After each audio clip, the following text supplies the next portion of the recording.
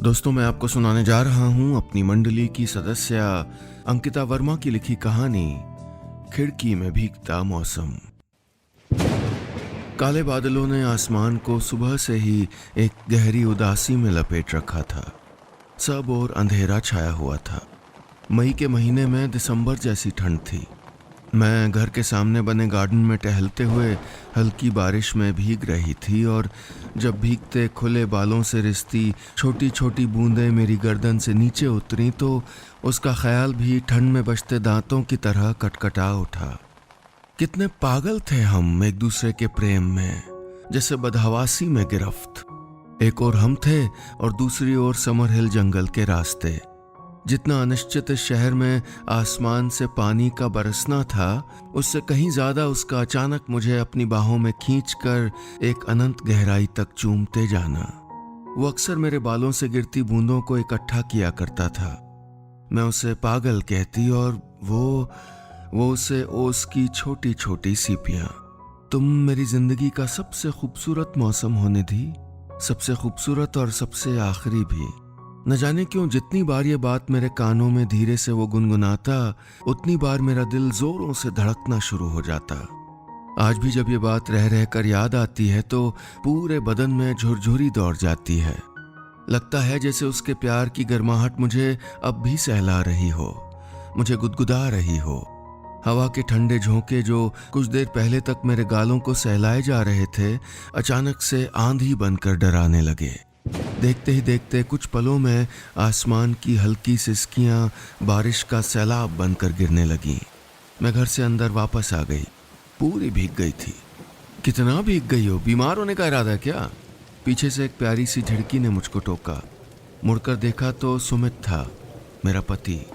बहुत दिनों बाद शिमला की बारिश में भीगने का मन कर रहा था। मैंने मासूम बनते हुए कहा। सुमित मुस्कुरा दिया और पास आकर तौलिए से मेरा सर सुखाने लगा। बाबा कहाँ हैं? मैंने पूछा तो सुमित ने हाथ में तौलिया थमाते हुए कहा, अपने कमरे में, तुमको ढूंढ रहे थे। जाओ तुम गीले कपड़े बदल लो, फिर साथ बैठ के चाय पीते हैं।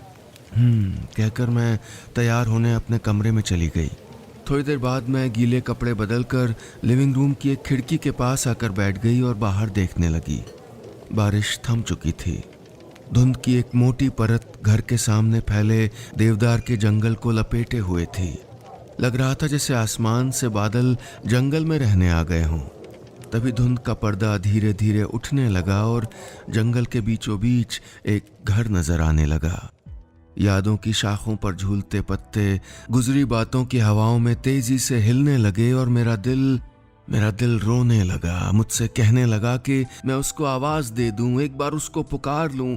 क्या पता वो मुझको मुड़ के देख ले, क्या पता। मैं नहीं जानती कि प्यार का कोई मौसम भी होता है या नहीं, पर इतना जरूर जानती हूं कि यादों का एक स्थायी मौसम है, और वो है पतझड़। जो पत्ते शाखों से टूटकर नदी के बहाव में हमेशा के लिए बह जाते हैं, वो धुंधली यादें बनकर रह जाते हैं। जो ठहर जाते हैं, उनकी यादों का रंग और भी पक्का हो जाता है। वो यादें हमेशा के लिए हमारी जिंदगी का हिस्सा बन जाती हैं। मैं और सुमित कुछ दिनों के लिए बाबा के पास छुट्टियां बिताने शिमला आए थे। हमारे आने से बाबा बहुत खुश हो गए थे। उन्होंने पूरा घर नौकरों से अच्छे से साफ करवाया था। बावर्ची से कहकर मेरी पसंद की हर डिश बनाने को कहा था। मुझसे कह दिया था कि पुराने दिनों की ही तरह हर शाम मॉल रोड पे टहलने जाएंगे, रात के खाने के बाद शतरंज की बाजी जरूर खेलेंगे। एक लंबी फहरिस्त थी। बेचारे बाबा, उनको मना करती भी तो कैसे। माँ के गुजरने के बाद मैं ही तो थी उनका इकलौता सहारा। 1 साल पहले सुमित से शादी करके जब मैं उसके साथ चंडीगढ़ शिफ्ट हो गई तो बाबा अपने बड़े से घर में बहुत अकेले हो गए, एकदम तन्हा। अपनी बेटी को कितना याद करते थे और अब इस 1 हफ्ते में अपना पूरा प्यार उस पर लुटा देना चाहते थे। ऐसा नहीं है कि मैं उन्हें हमारे साथ चलने को कहती नहीं थी, कहती थी, मगर वो हमेशा टाल दिया करते। मैं बस मनुहार करती रह जाती और वो एक ही बात पे अड़े रहते, बेटा ये पहाड़ ही तो मेरा घर है, जिस मिट्टी में जन्मे हैं उसी में तो मिल जाना है, और इस घर में तुम्हारी माँ की यादें भी तो हैं, उनको छोड़ के कैसे यहाँ से चला जाऊं। मैं इसके आगे कुछ नहीं कह पाती। सोफे पर बैठी मैं इसी उधेड़-बुन में खोई हुई थी कि सुमित ने मुझे झकझोरते हुए पूछा, तबीयत ठीक है? मैंने हाँ में सर हिलाया। मेरे हाथों में चाय की प्याली पकड़ाते हुए वो कहने लगा, ये रही आपकी गर्मा गर्म चाय। कितना ख्याल रखते हो तुम मेरा, मैंने मुस्कुराते हुए कहा। भला और किसका रखूंगा? कहते हुए सुमित ने फायरप्लेस में रखी लकड़ियों में आग सुलगा दी। बाहर दोबारा मूसलाधार बारिश शुरू हो गई थी और अचानक से बिजली भी चली गई। सुमित मेरे पास आकर बैठ गया। हम चाय पीने लगे। आग के ताप से कमरा गर्माने लगा था। मैं अंधेरे में आग की लपटों को एक टक देखे जा रही थी।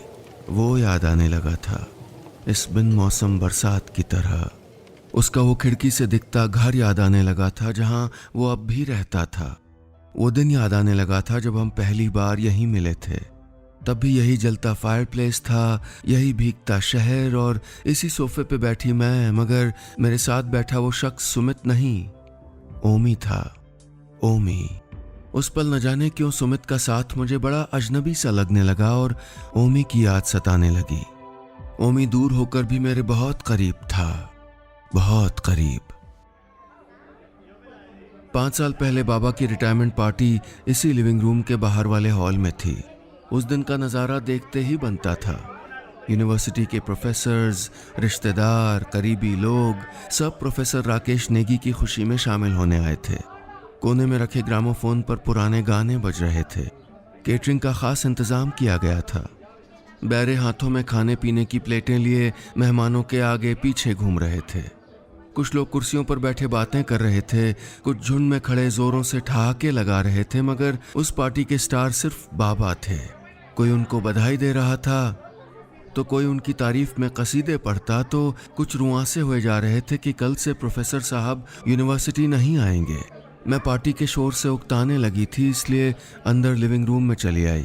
दिसंबर का महीना था, बहुत ठंड थी और बाहर बारिश भी बहुत हो रही थी। सामने फायरप्लेस में आग जल रही थी। मैं आकर उसके सामने पड़े सोफे पे बैठ गई। मेज पे परवीन शाकिर की एक किताब पड़ी थी। मैं उसे उठाकर पढ़ने लगी।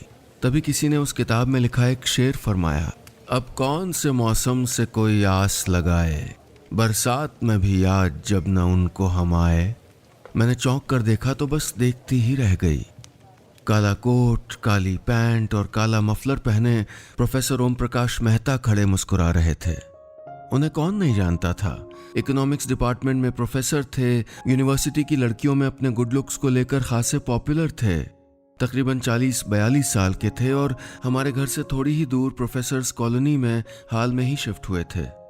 बाबा ने बताया था कि अकेले रहते हैं, पत्नी से तलाक हो चुका है, एक बेटी भी है, माँ के साथ रहती है। वो कभी कभार बाबा से मिलने घर आया करते थे, मगर मैंने कभी उनसे हेलो हाय की औपचारिकता के अलावा कोई और बात की ही नहीं। यह मेरी पसंदीदा शायरा हैं, उन्होंने आगे कहा, मगर मेरी तो जैसे जीभ तालू से चिपक गई थी। बार बार ध्यान उनके बालों पर पड़ी बर्फ सी हल्की सफ़ेदी और गालों में पड़ते गड्ढों पर ही जा रहा था। मैंने पहले कभी उन पे इतना गौर नहीं किया था। आज पता लगा कि लड़कियां उन पे मरती क्यों थीं। जी मेरी भी। बड़ी मुश्किल से वो 3 शब्द मैंने अपने हलक से निकाले। तभी आसमान में बादल जोर से गरजे और घर की बिजली चली गई। कमरे में अंधेरा हो गया। हॉल से बाबा किसी को जनरेटर चलाने के लिए आवाज़ देने लगे। प्रोफेसर मेहता अंधेरे में खड़े थे, इसलिए मैंने उन्हें सोफे पे बैठने के लिए कह दिया। आग की रोशनी में मैंने उनकी ओर चोरी से देखना चाहा तो वो पहले से ही मेरी ओर देखकर मुस्कुराए जा रहे थे। मैं सकपका गई। निधि, यूनिवर्सिटी फेस्ट पे तुमने एक कविता सुनाई थी स्टेज पे, क्या नाम था? हाँ, जब लौट आएगी धुंध वापस धरती पर। बहुत खूबसूरत लिखा था तुमने। बात तो मामूली सी थी, पर जिस एहसास के साथ उन्होंने वो बात कही वो मेरे दिल में घर कर गई। उस एक लम्हे में न चाहते हुए बिना किसी कारण मुझे उस शख्स से मोहब्बत हो गई थी, हमेशा के लिए। शिमला शहर, अंग्रेज इसे सपनों का शहर कहते थे, सिटी ऑफ ड्रीम्स, मगर मुझे लगता है कि इसे प्यार का शहर कहना ज्यादा बेहतर होगा। दिल की आंखों से कोई देखे तो इस शहर के हर कोने में एक कविता सांस लेती नजर आएगी। हवाओं के होठों पर बजती सीटियों की धुन हरदम कानों में सुनाई देगी। आसमान का चाहे गर्मी हो या सर्दी, बेवजह यूं ही किसी शरारत में बरस जाना हमें किसी की याद बेसबब दिला जाएगा। ये बारिश की रवानगी में भीगता शहर है। प्यार आपको यहाँ खुद ब खुद ढूंढ लेता है, जैसे उसने मुझे ढूंढ लिया था। मैं उस रात करवटें बदलती रही। मेरी आंखों से नींद सितारे बनकर ख्यालों के आसमान में टिमटिमाने लगी थी। उनका दिलकश चेहरा, गालों के गड्ढों में सिमटी मुस्कुराहट, उनकी बातें, मेरे चेहरे पर फिसलती उनकी नजरें, आंखें बंद करने पर सब मेरे सामने दौड़ने लगता। मैंने बेचैन होकर फोन देखा तो सुबह के 7 बज रहे थे। मैं उठकर तैयार हो गई और घर से समर हिल चौक तक टहलने निकल गई। बाहर अब भी अंधेरा था, हड्डियां जमाने वाली ठंड थी और सब ओर सन्नाटा। मैं धीरे धीरे चौक की ओर चली ही थी कि सामने प्रोफेसर मेहता जॉगिंग करते दिख गए। मुझे लगा सपना है। पास आकर जब उन्होंने पूछा, तुम कब से इतनी सुबह जॉगिंग करने लगी, तब मुझे यकीन आया कि सच में वही थे।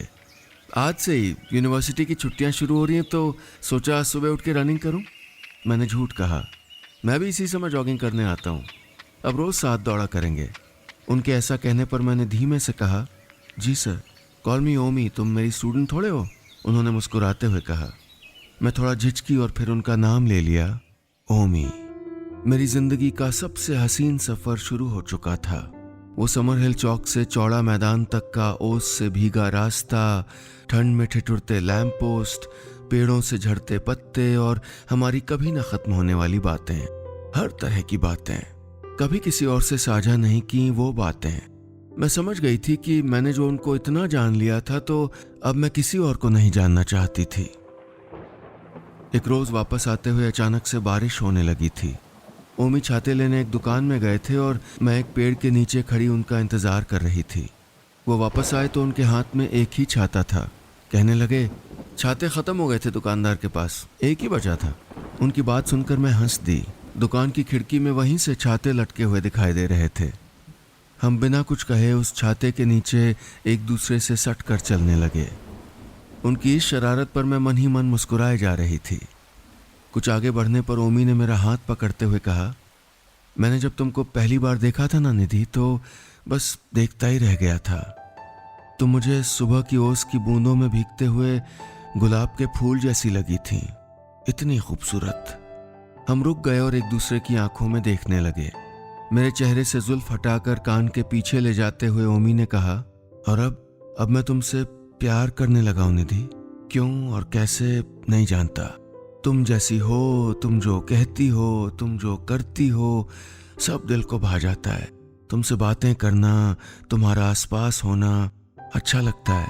तुम अपनी सी लगती हो, लगता है मेरे लिए ही बनी हो। मैं भी बहुत प्यार करने लगी हूँ आपसे ओमी। कहते हुए मेरी आंखों में आंसू आ गए। हम एक दूसरे की धड़कनों के और करीब आ गए। सांसों में सांसें उलझने लगीं और दिलों में दबी बातें होठों में घुलने लगी थीं। प्यार की बारिश में हम भीगने लगे थे। प्यार में आप से तुम तक का सफर सबसे खूबसूरत होता है। ये उम्र के, शर्मो हया के, झिझक के, दिलों के सब फासले मिटा देता है। मेरे और ओमी के बीच उम्र का एक बड़ा फासला था, पर प्यार की राह में वो कभी महसूस ही नहीं हुआ। मैं बस इतना जानती थी कि ओमी को देखकर मेरे चेहरे पर बिना वजह एक मुस्कुराहट खिलाती थी, पेट में तितलियां उड़ने लगती थीं, उसका आसपास होना मुझे सुकून देता था, दुनिया और खूबसूरत लगने लगती थी और जिंदगी एक गुनगुना सा ख्याल लगने लगी थी। मेरे लिए इतना ही काफी था। हम हर रात अपनी अपनी खिड़कियों से बैठकर एक दूसरे को देखते हुए घंटों फोन पे बात किया करते।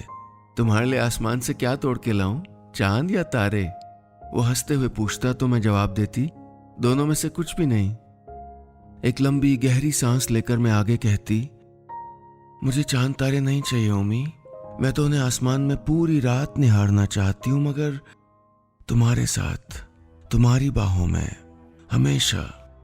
मैं ओमी के साथ एक हमेशा चाहती थी, मगर जिंदगी में हमेशा फॉरएवर कुछ भी नहीं होता। समय ने करवट ली और हमारी जिंदगियां हमेशा के लिए बदल दी। ओमी की 8 साल की बेटी और उनकी एक्स वाइफ पुणे में रहते थे। एक रोज उनकी एक्स वाइफ का फोन आया कि उनकी बेटी बहुत बीमार है।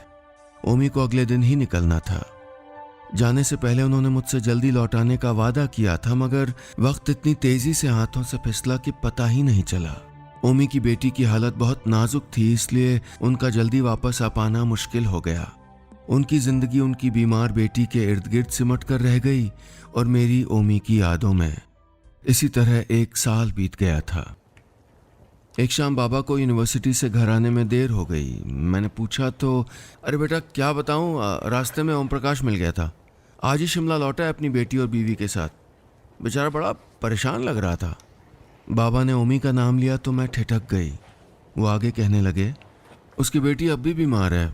बता रहा था कि अपनी बेटी की खातिर दोनों मियाँ बीवी ने फिर से एक होने का फैसला किया है।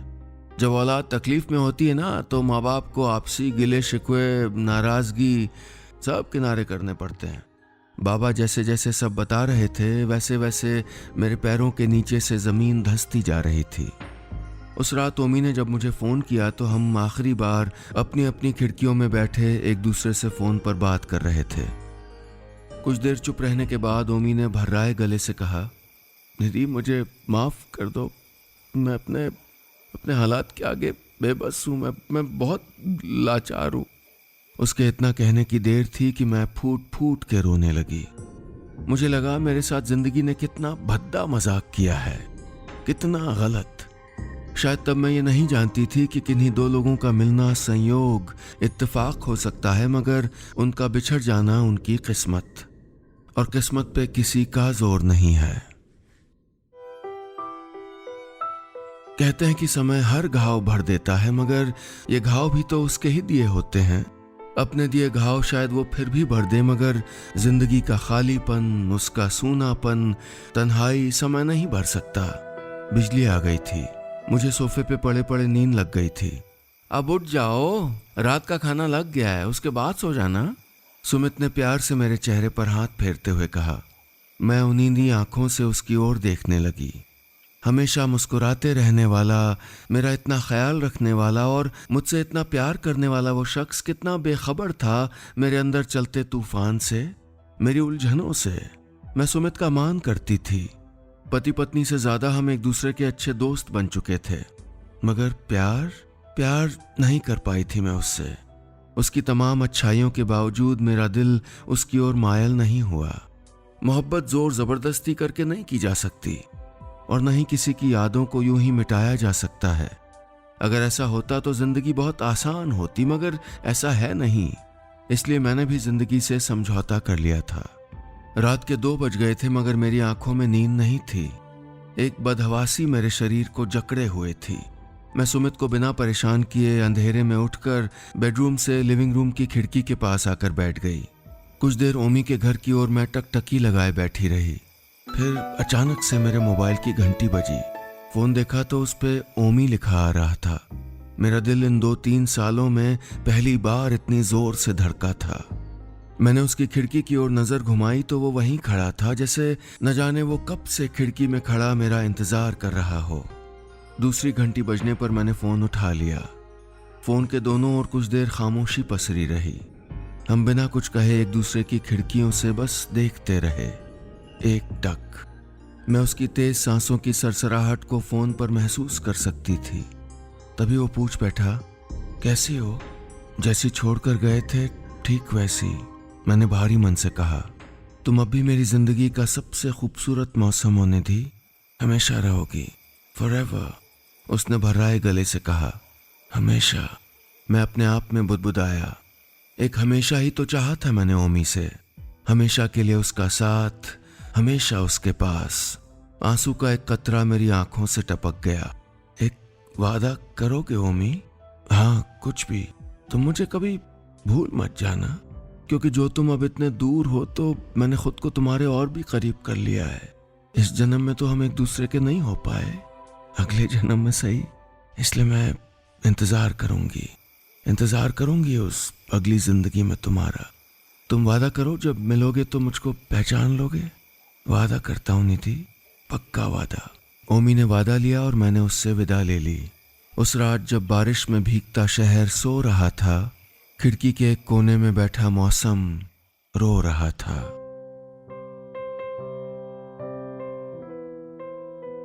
बस इतनी सी थी ये कहानी।